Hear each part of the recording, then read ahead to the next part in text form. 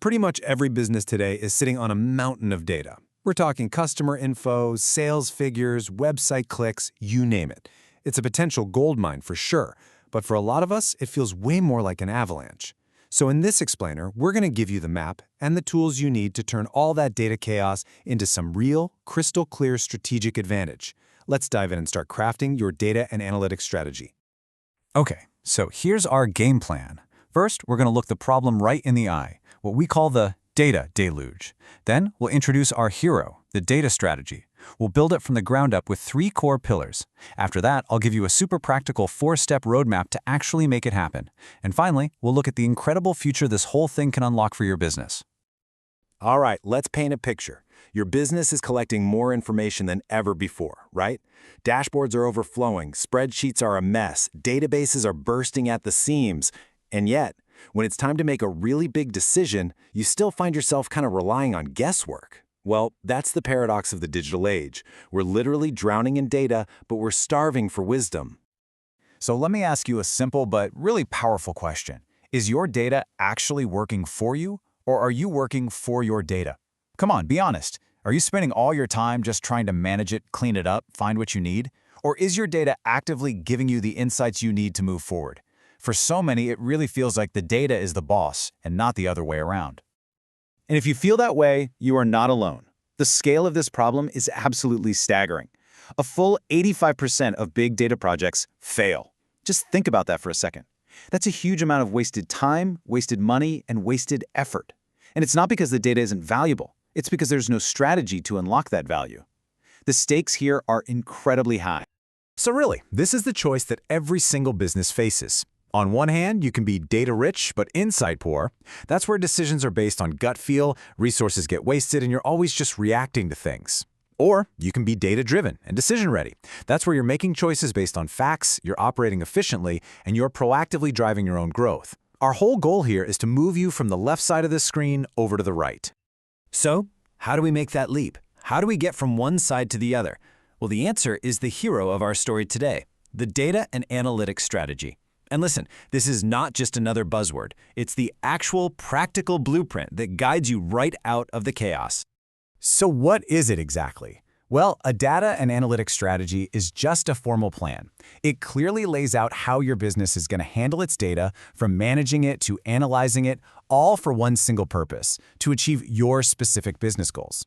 Honestly, the best way to think of it is as the GPS for your data journey. It tells you where you are, where you want to go, and the absolute best way to get there.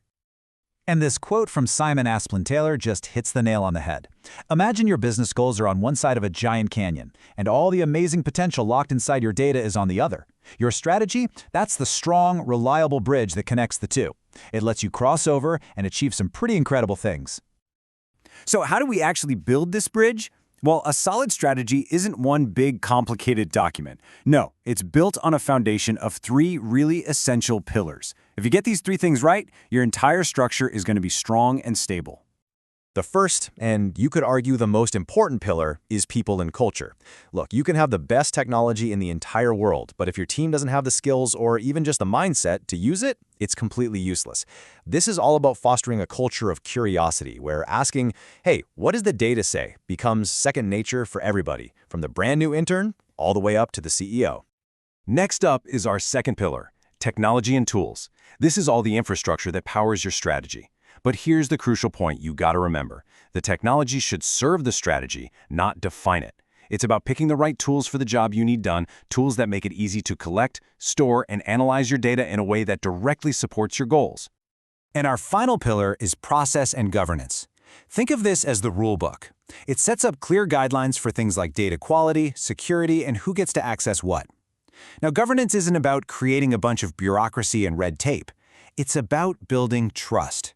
Because when everyone knows the data is accurate, secure, and reliable, they'll actually use it with confidence. Okay, so we've covered the what and the why. Now, let's get down to the really fun part, the how. Here is a simple 4-step roadmap that'll take you from just a concept to a full-blown reality. This roadmap is a pretty logical journey. Step 1, align with business goals. Seriously, don't just collect data for data's sake. Connect it directly to solving a specific business problem. Step 2, assess your current state. You have to know your starting point. What data, skills, and tools do you already have? Step 3, design your future vision. What does success actually look like for you? And finally, step 4, implement and iterate. The key here is not to try and boil the ocean. Start with one small, high-impact project, prove its value, and then build from there. So, you do all this work. You define your strategy, you build your pillars, you follow your roadmap. What's the ultimate payoff?